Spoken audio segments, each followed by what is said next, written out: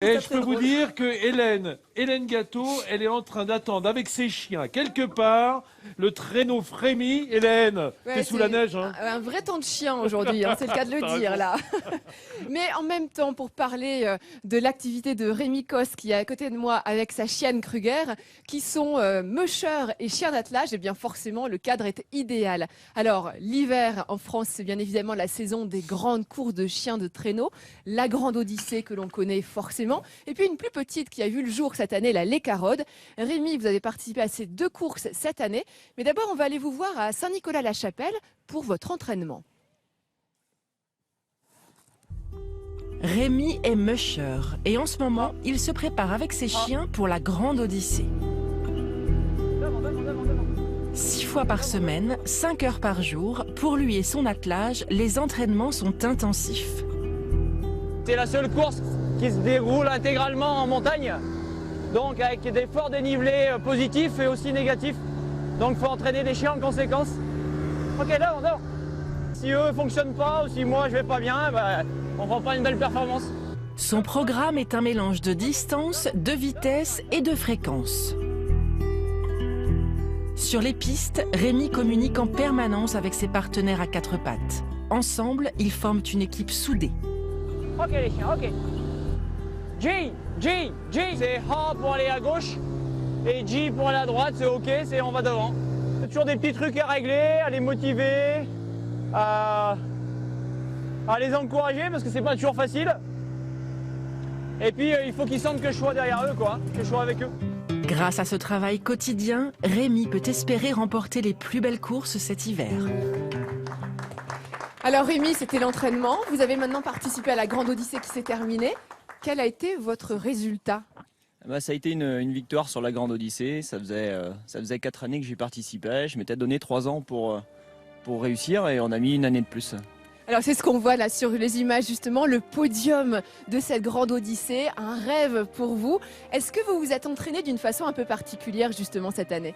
Ouais, suite à l'année dernière, on a mis beaucoup de choses, beaucoup de remises en question en fait. On est parti le 1er octobre en Scandinavie, je me suis entraîné en Norvège, en Suède, avec les 2 concurrents qui ont terminé d'ailleurs avec moi sur le podium.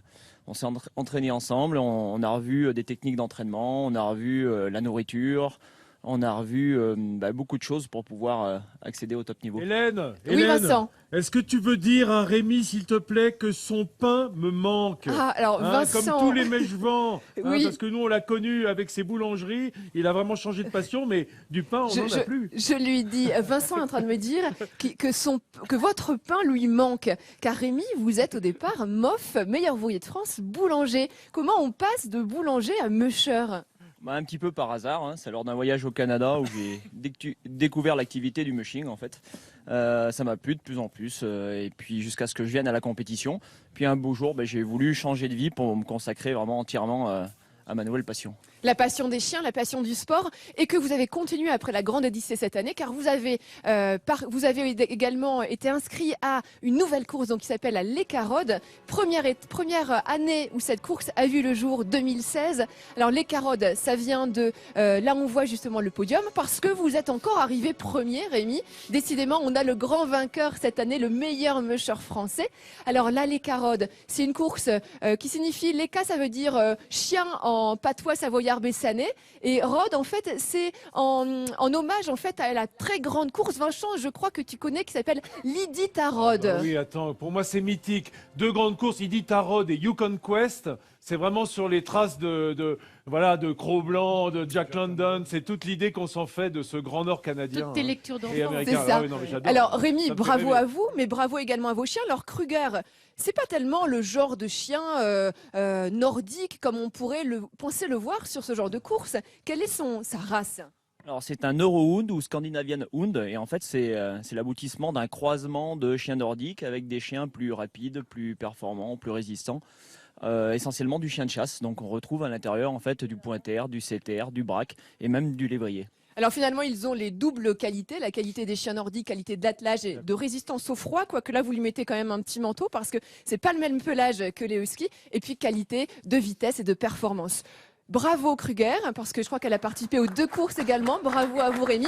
Et puis écoutez, moi je vais rester là parce que je suis bien. Oui, Un bravo, grand Hélène. vainqueur, un chien à la montagne. Dis On donc, reste là. Hélène, t'as pris ton Arva avec toi, qu'on te retrouve si jamais t'es sous la neige. Si Mais t'es un peu peut-être enfoui. qu'il y a des chiens d'avalanche pas loin d'ici, Bah, écoute, donc je je te fais le souhaite. confiance au flair du chien, Vincent. Retrouvez-nous notre Hélène et vous nous la renvoyez en fin de plateau. Merci, à tout de suite. Merci.